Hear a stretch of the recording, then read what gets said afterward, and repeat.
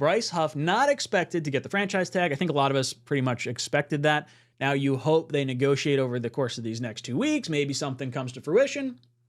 And then if you can't come to an agreement then that's when you would apply the franchise tag. So him not having the tag right now isn't necessarily ridiculous, but I don't think he's getting the franchise tag anyway.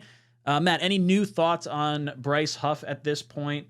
Tag deadline opened up. You think there's any way the Jets do any type of tag transition or franchise?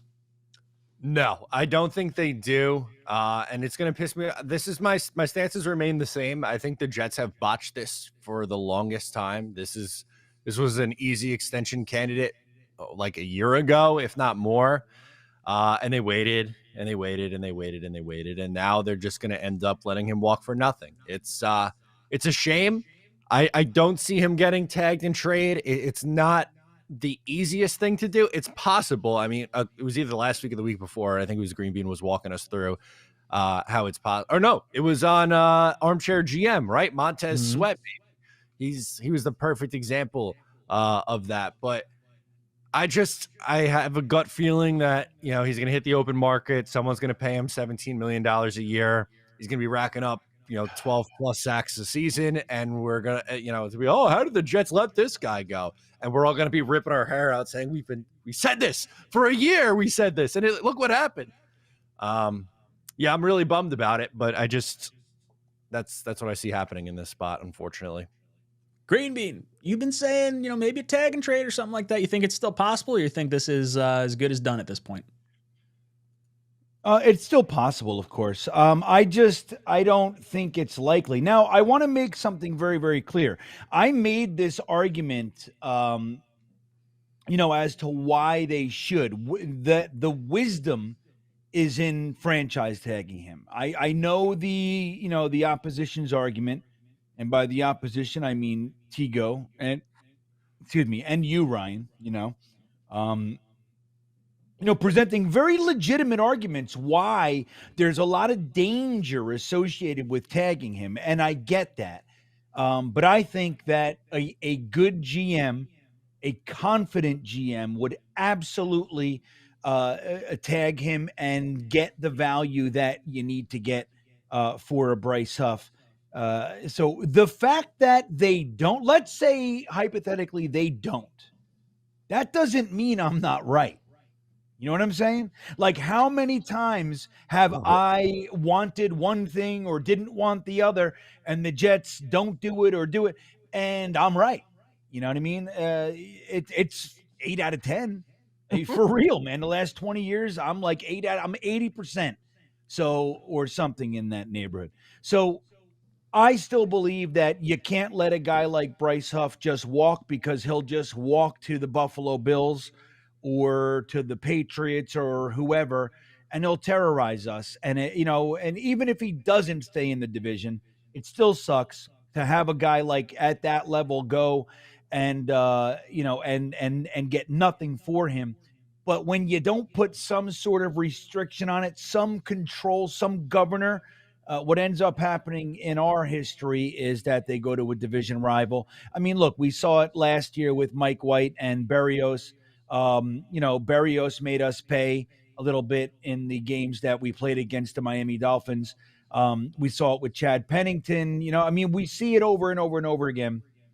And quite frankly, I'm fucking sick of it. I think Joe Douglas should know about that and have some balls and just say no. And if he ends up, saying, I'm just going to take the franchise tag, then figure it out, dude.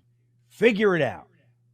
Figure it out. Get your nerds in the room. Say, here's my 8 nerds. Push your glasses up and fucking dig in and figure it out. I need more money to get this guy. I want Mike Evans, and I want this guy, and figure it out. And they will, and they'll figure it out. So, but all that being said, I still think the value is there, man. You can absolutely get a second round pick. And even if you get a third, dude, it's a guaranteed third, as opposed to waiting and hoping that the comp formula nets you a third.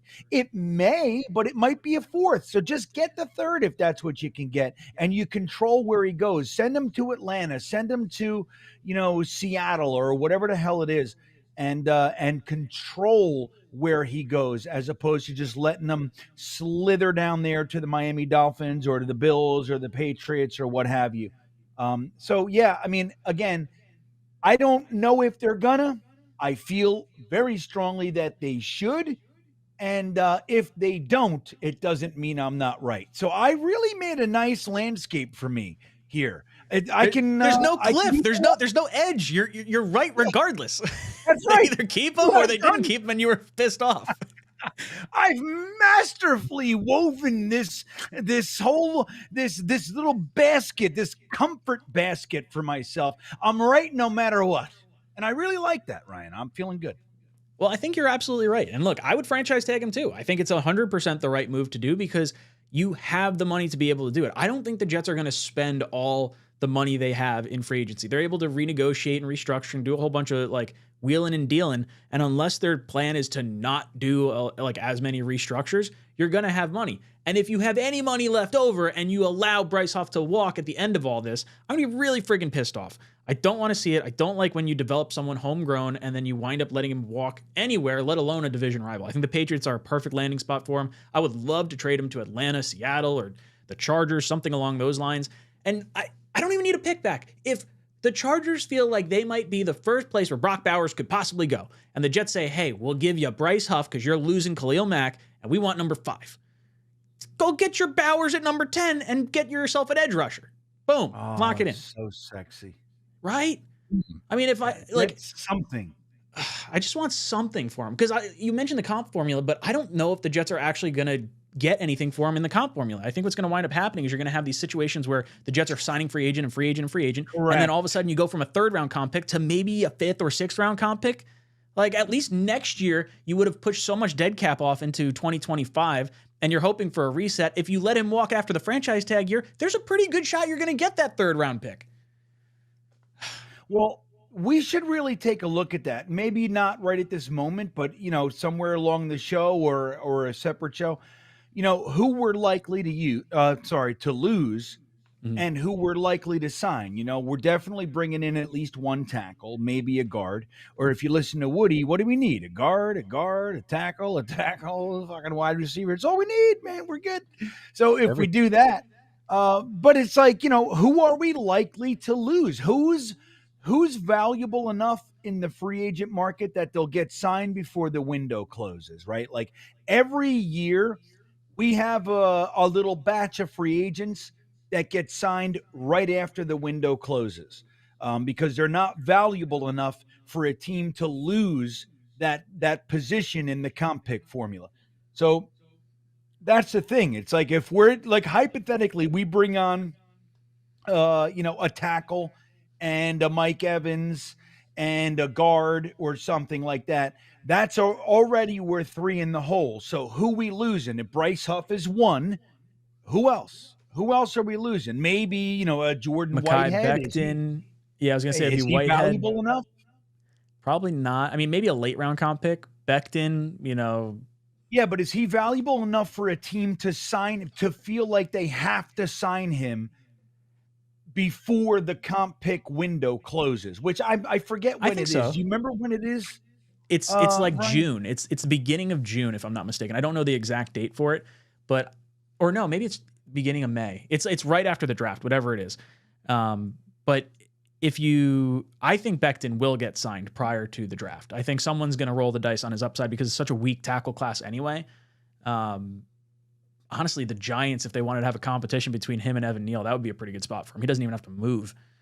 I see Ashton Davis as like an interesting player, Whitehead, maybe Hall gets something, but you're talking like late round comp picks, if anything, like 6th, 7th round picks. And at that, if we're signing a Mike Evans, I mean, you sign Mike Evans, goodbye any comp pick for Bryce Huff. No shot you're getting anything for him at that point. �'𝐶 comes in and says, JD negotiates at the speeds of old people fornicating. Very frustrating. Yeah, that made me laugh. Is that It is. It's slower, I guess, right? That's what we're saying? That's all right.